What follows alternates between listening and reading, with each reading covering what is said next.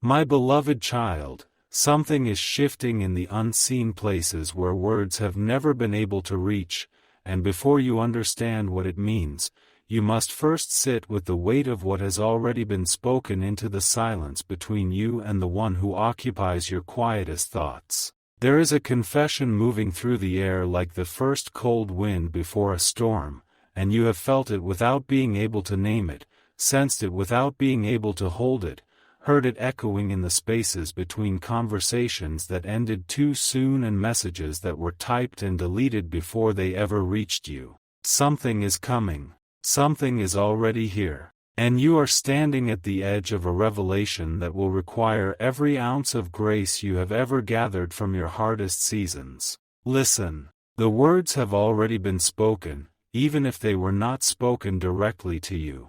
They moved through the atmosphere like a secret too heavy to keep locked inside any longer, and they arrived wrapped in something that sounded like defeat but was actually the beginning of surrender. Not the kind of surrender that means giving up, but the kind that means finally laying down a sword that was never meant to be carried this long. The words were these: I am carrying a promise I could never break. I can never, ever forget my past. And when you first encountered them, perhaps you felt a chill that had nothing to do with the temperature of the room, because somewhere beneath the surface of your understanding, you knew those words were connected to you in ways that logic alone could not explain. You may have asked yourself whether those words were meant as a warning or a wound.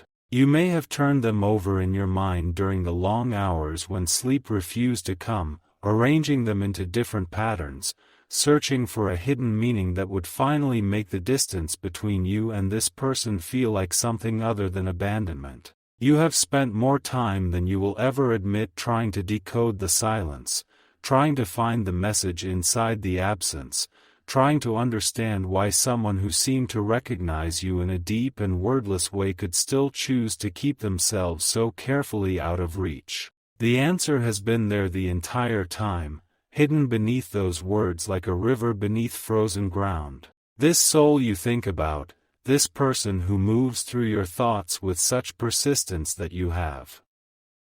Stop trying to explain it to anyone who has never felt what you feel, has been walking through seasons of private devastation that the world around them never fully witnessed. They learned early, perhaps too early, that survival required a particular kind of performance. They learned to carry weight while appearing weightless.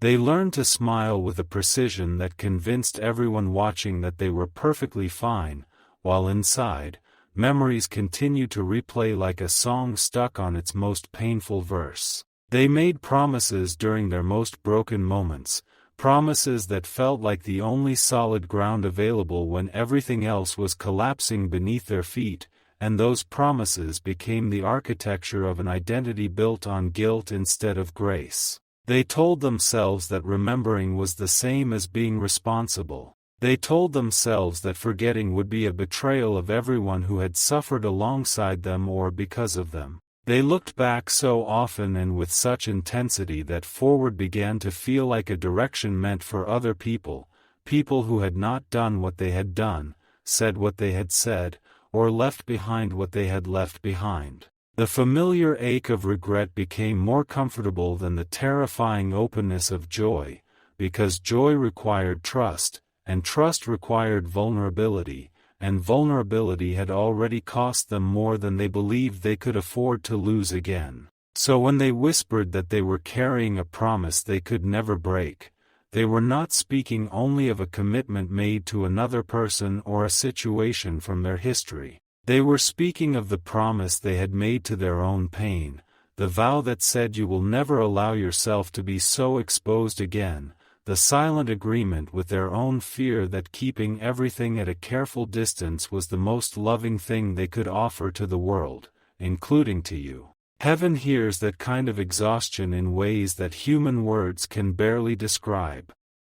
Every tear they hid behind closed doors has been witnessed. Every conversation they rehearsed in private and then abandoned before it could be spoken aloud has been held in a space where nothing is ever truly lost. Every apology that lived and died inside their chest without ever finding its way out into the open air, every moment of courage that arrived a few seconds too late and then retreated without leaving a trace, every version of themselves they buried because they believed those versions deserved to stay hidden, all of it has been seen, all of it has been known, and none of it has been condemned. You ask why they cannot forget, and the answer is this: because they have been feeding their memories with guilt instead of grace, and guilt is a relentless host that never allows its guests to leave. They return to the same moments the way a tongue returns to a broken tooth, not because they enjoy the pain but because the pain has become the proof of something they believe about themselves, the proof that they are defined by what they have done, the proof that they do not deserve the softness they sometimes imagine when they allow themselves to think about you,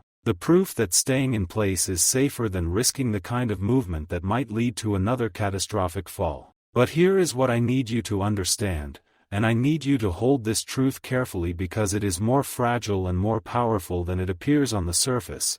No memory, regardless of how vivid it remains, regardless of how many times it has replayed itself across the interior landscape of a wounded soul, has greater authority than the power of genuine renewal. Not a single one. The past is loud, but it is not sovereign. It can speak, but it cannot decide. It can wound, but it cannot heal. And healing is the only direction that actually leads anywhere worth going. Their silence was never indifference. You must release that interpretation completely, because it has been costing you more than you realize. Their silence was a shelter they built from the wreckage of previous storms, a place where they could exist without risking the particular kind of loss that comes from being known and then left, or being known and then causing damage to someone who trusted them. They believed, perhaps unconsciously, that keeping distance was a form of protection they could offer to the people they cared about most. They convinced themselves that their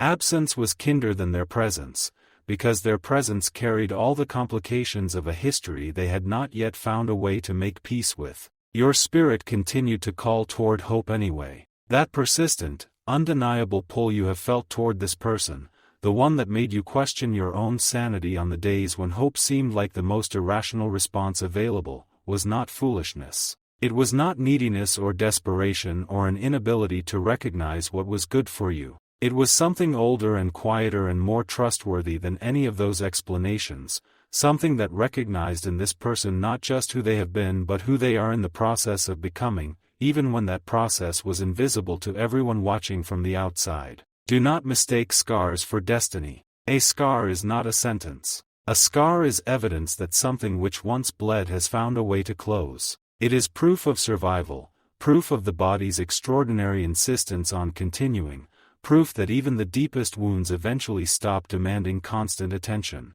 Scars remind a soul where healing began, which means every scar this person carries is a marker not of their destruction but of the precise location where restoration started doing its slow and patient work. The secret at the center of everything you have been trying to understand is not that they have forgotten love. It is that they have struggled with a ferocity that would exhaust you if you could feel even a fraction of it to believe that they deserve to receive it. Every time something warm and hopeful began to move toward them, a voice that sounded like memory but was actually just fear cleared its throat and said, "You will ruin this too." Every time trust presented itself as a genuine possibility, an old and tired promise answered from somewhere deep inside their chest, "Stay where it is safe, stay where you cannot cause any more damage, stay where the territory is familiar even when it is lonely." Every time they allowed themselves to imagine a future that felt lighter than their past, yesterday reached forward with both hands and pulled them back before they could take more than a single step in the direction of something better. But chains do not maintain their strength forever when they are no longer being reinforced by fresh fear.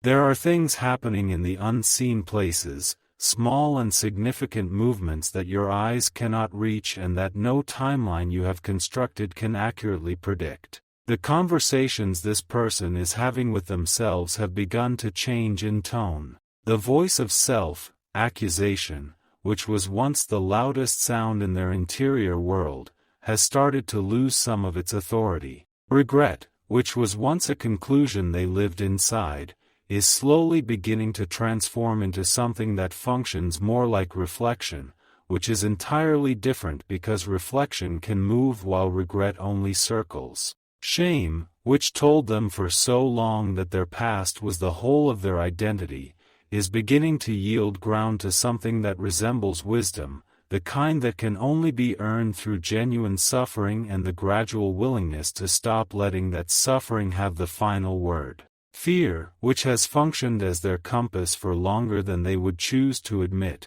is beginning to feel the first trembling pressure of something that might eventually become courage. This transformation does not announce itself. It does not arrive with clarity or momentum or any of the visible signs you have been watching for. It moves the way the earliest light of morning moves, so gradually that you cannot identify the exact moment when darkness stopped being the dominant reality. But the movement is real, and it is happening, and the fact that you cannot see it does not diminish its truth by a single degree. You measure time with calendars because that is the instrument available to you in this human experience, and calendars are not wrong, they are simply insufficient for measuring the kind of growth that happens at the level of the soul. From a higher view, what appears to be delay almost always reveals itself as preparation. The pauses that feel like abandonment are often the silences in which the most essential work is being done,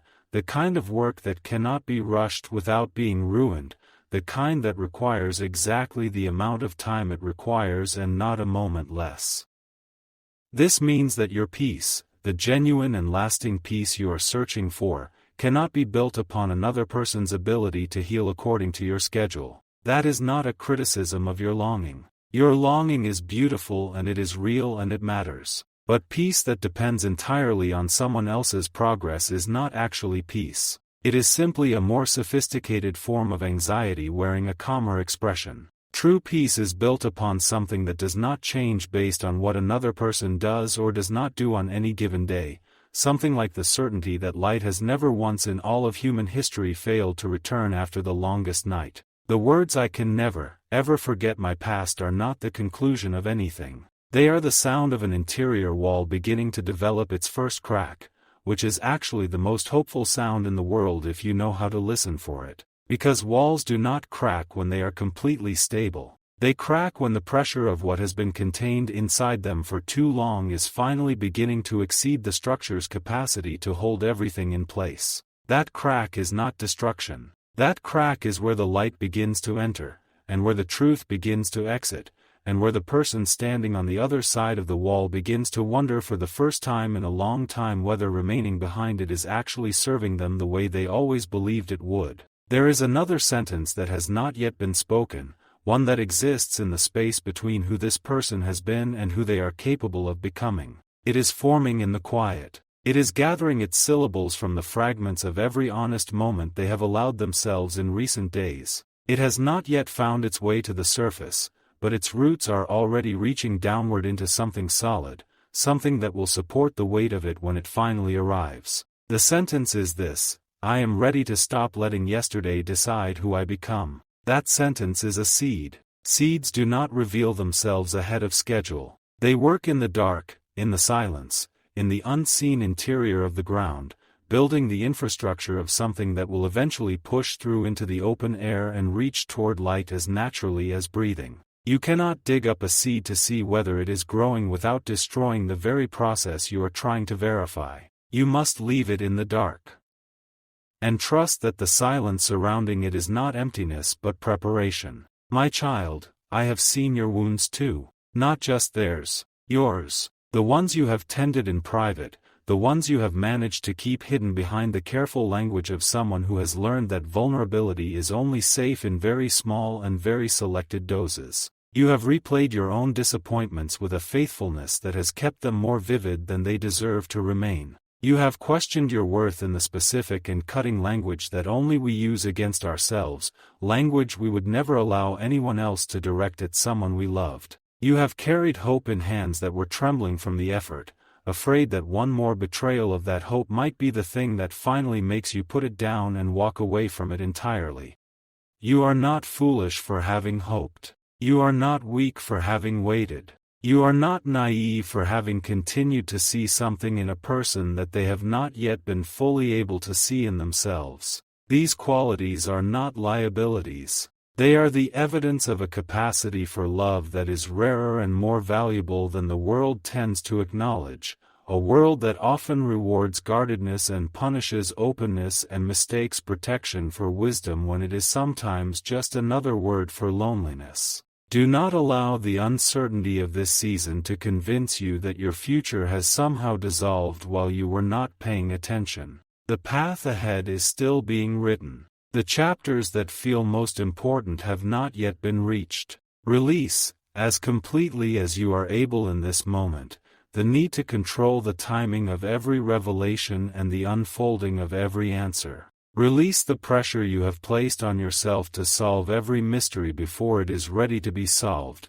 to understand every silence before it is ready to speak, to know every ending before the story has finished making its way toward one. The answers you have been searching for are already in motion. They are traveling toward you through territory you cannot see from where you currently stand, and they will arrive in the form that serves your highest good rather than the form that simply satisfies your most immediate anxiety. If this connection is meant to grow into something that both of you can live inside with genuine peace, it will grow through honesty rather than performance, through actual healing rather than the appearance of it, through the free and conscious choice of two people who have done enough of their own interior work to be truly present with each other rather than simply occupying the same space while remaining privately elsewhere. If a different path is being prepared for your greatest good, that path will carry with it a quality of peace that no amount of hoping or chasing or willing something into existence could ever manufacture.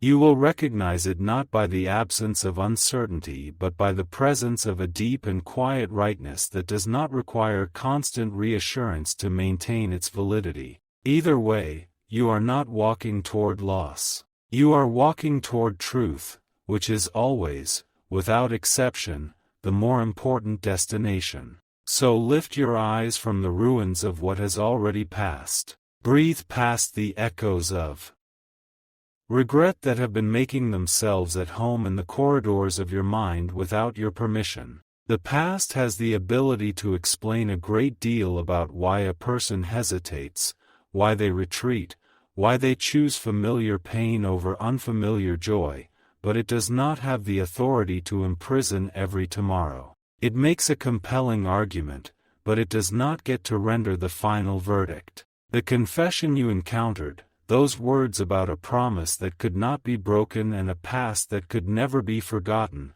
was not a door closing. It was the sound of an exhausted heart finally admitting out loud that it has been carrying something for too long in silence. And admission is where everything begins. Admission is where the weight starts to become distinguishable from the person carrying it. Admission is where the possibility of setting something down becomes, for the first time, genuinely real. Heaven is watching over every hidden story in this situation, yours and theirs and all the invisible threads connecting the two of you across the distance that fear constructed between you. And the invitation that remains open, the one that does not expire and does not withdraw itself in response to how long it takes either of you to accept it, is simply this: choose faith when fear makes the louder argument. Choose compassion when assumptions offer the easier explanation. Choose patience when despair presents itself as the most honest available response to what you are experiencing.